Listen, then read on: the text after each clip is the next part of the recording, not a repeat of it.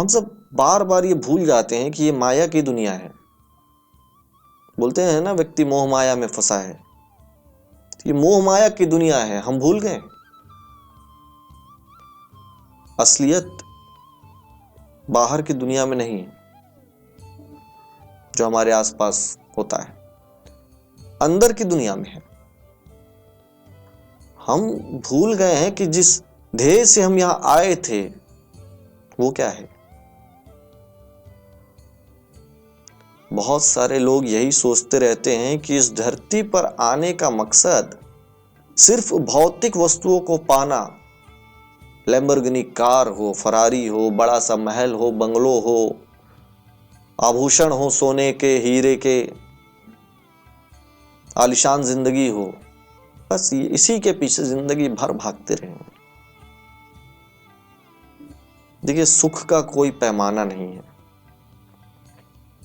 2 सूखी रोटी खा के झोपड़ी में रहने वाला आदमी भी चैन की सांस लेके राम नाम जप के परम सुख की प्राप्ति में अंदर रहता है।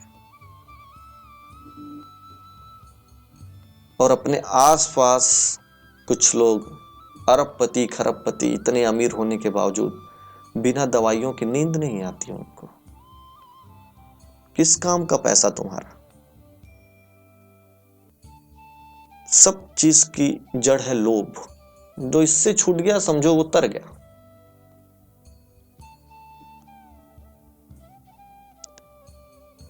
यहां आने का सही मकसद इस दुनिया को पाना है ही नहीं,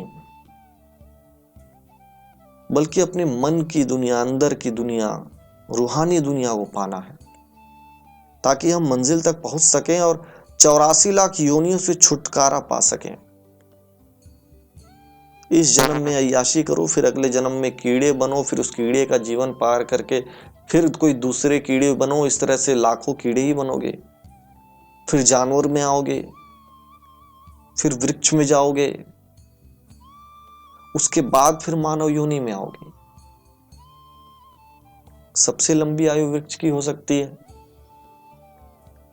इस तरह के तरह तरह के 84 लाख योनियों से निपटते हुए फिर से आओगे मानव जीवन में।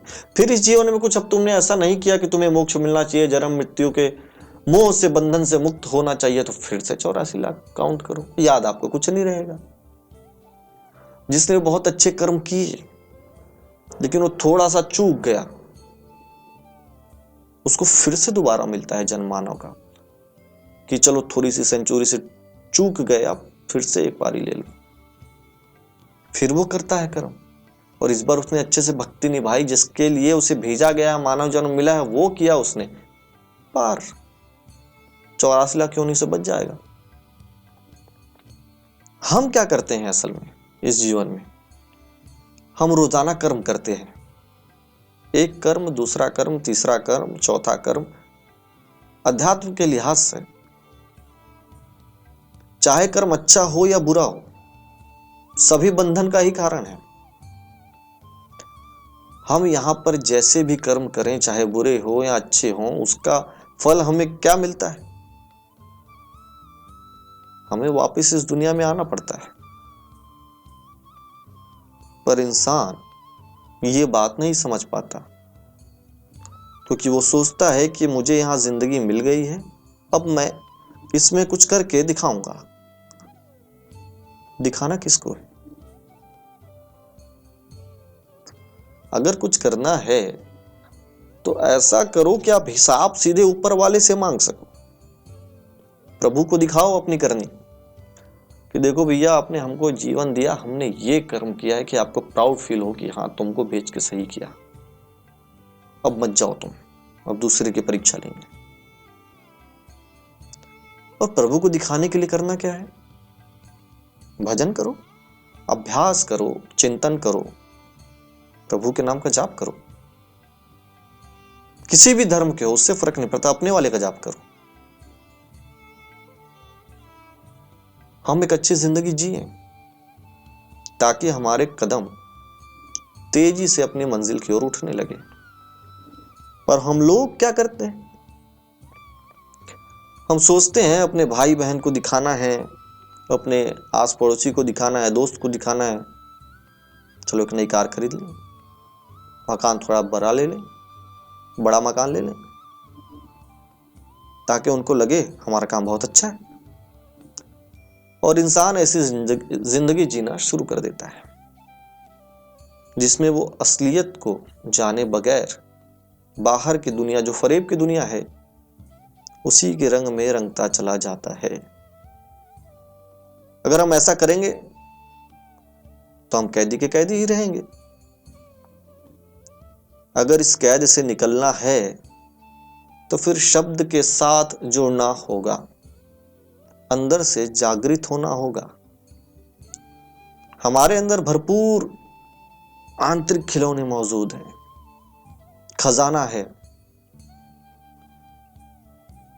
हम अंदर की दुनिया में यदि जाएंगे तो उस खजाने को पाएंगे। इसका एक सीधा सा आसान सा रास्ता है, आत्मचिंतन करो। जैसे कस्तूरी मृग क्या करता है, कस्तूरी की खोज में खुशबू को सूंघता सूंघता कहीं यहां कहीं वहां भागता फिरता है, पूरे जंगल भर भागते भागते मर जाता है। उसे कभी ये पता ही नहीं चलता, अनुभव ही नहीं होता कि कस्तूरी की खुशबू उसके अंदर से ही आ रही है। अगर भीतर की ओर झांकेगा तो उस खुशबू को पा सकेगा। ये आम जीवन में हर किसी के साथ यही हो रहा है। देखिए, ऐसा नहीं है कि आप सब कुछ छोड़ छाड़ के सीधे आत्मचिंतन भजन में पड़ जाओ, ये संभव नहीं। आप निरंतर जो काम कर रहे हैं वो करते रहिए, भक्ति में मन लगाते रहिए, और जब जवाब देना होगा तो दीजिए। प्रभु, आपने जो जीवन दिया, मोह माया के बंधन में रहते हुए मैंने आपको सच्चे मन से याद किया है, अपना परिवार चलाते हुए, क्योंकि जीवित ही नहीं रहेंगे तो याद कैसे करेंगे। घर चलाना भी जरूरी है, कमाना भी जरूरी है, और इन सब के जितना जरूरी है उसको याद करना जिसने आपको यहां भेजा है। वो अपने अपने धर्म का आप अपना अपना समझ लो, उसे भी याद करना जरूरी है, उसका शुक्रिया अदा करना, उसका धन्यवाद करना जरूरी है। मानिए, आप भूलिए मत कभी कि हम यहां क्यों हैं। हम मोक्ष प्राप्ति के लिए हैं, तो अपना कर्म करते हुए सद्भावना पूर्ण तरीके से, सही तरीके से ऊपर वाले को याद करते हुए, ईश्वर प्रभु याद करते हुए जीवन जिएंगे।